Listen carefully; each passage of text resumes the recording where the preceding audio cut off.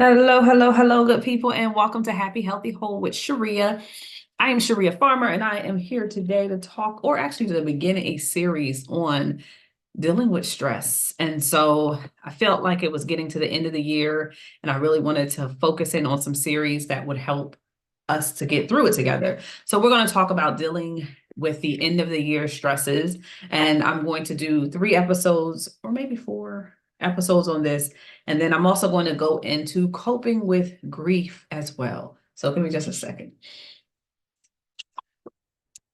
And so I try to do these all in one take. So this is real life when it comes to me.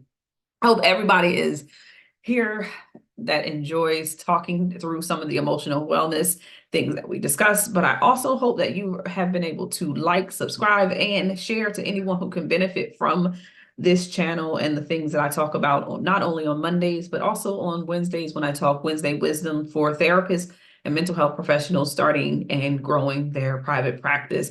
So as I blend those two areas of who I am and what I do, I hope that you are on this journey with me happily. So anyway, let's talk straight through because I'm going to try to make them 5 to 10 minutes, and I already didn't went too far anyway. Um, so today is going to be our first topic under dealing with the end of the year stress. And so I'm going to start with managing work stress during the end of the year. And really, as we think about work stress at the end of the year, we have to recognize that there are so many different type of holidays that are starting to come in and start to cause that feeling of being overwhelmed. So my first tip is prioritize and set realistic goals for this time and this season. First, prioritize tasks by importance of deadlines. Create a clear list and identify what must be done by the end of the year and what you wish could get done by the end of the year. So set some realistic goals and remember that it's okay to delegate as much as possible. So when we think about this one, I really like to say, if you're looking at work stress, sometimes there's so many deadlines that are given to us by our supervisors, ourselves, that we have to be able to really, really, really determine if these are things that we're capable of doing or realistically can get done with the quality of work that we like to do. So make sure you prioritize that list first and see what you can do in the last end of the month through realistic goals. Even steps that can set you towards that goal is helpful.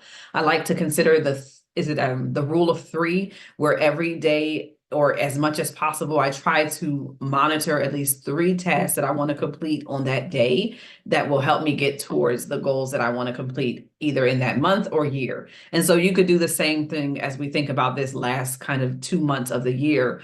What can I do and how much time can I break it down so that it gets done by a certain point, either by the end of the year or even the top of the year? So really think about prioritizing and setting realistic, I love that word, realistic goals. All right. The next tip that I have for you is take strategic breaks.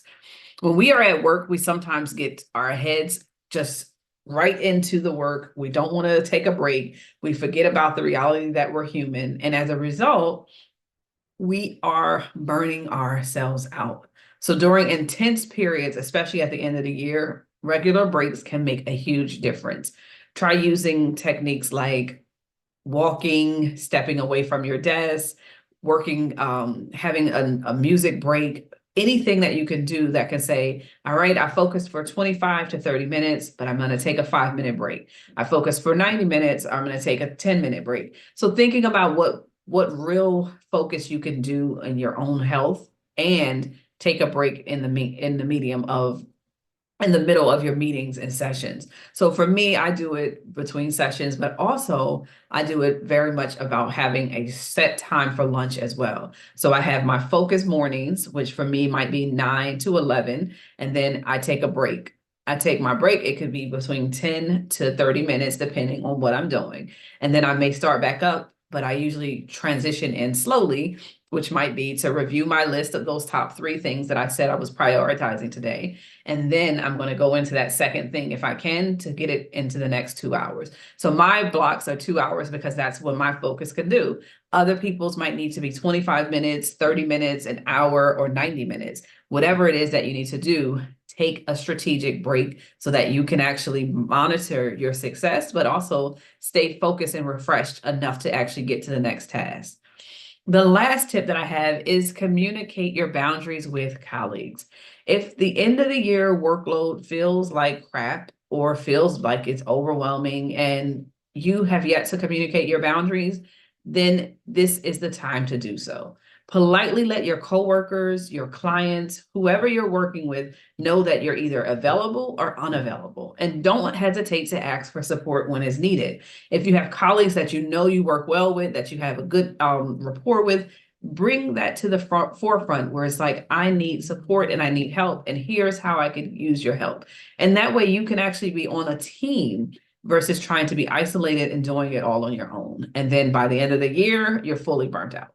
So think about communicating your boundaries and asking for the support you need. So that's sort of two in one.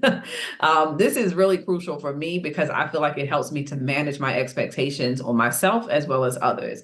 And it also allows others to know that I have boundaries within the means of my work. As the end of the year comes in, for most of us, it's wrapped in celebrations, grief, and different things. And sometimes we need to make sure that when we're looking at our work life and the work stress that we have, that we create a routine that allows us to be healthy as we close out this year.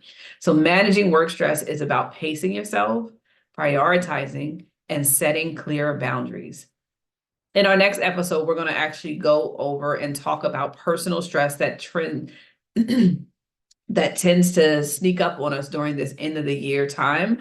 So don't hesitate, like I said, to like and subscribe or share, and make sure you hit the bell so that you can get the notification. I never really say that, but make sure you do so. To wrap up really quickly, those 3 points: prioritize and set realistic goals. Make sure you have strategic breaks. Communicate your boundaries with your colleagues. Y'all take good care of yourselves, and I'll see you on the other side. Be well.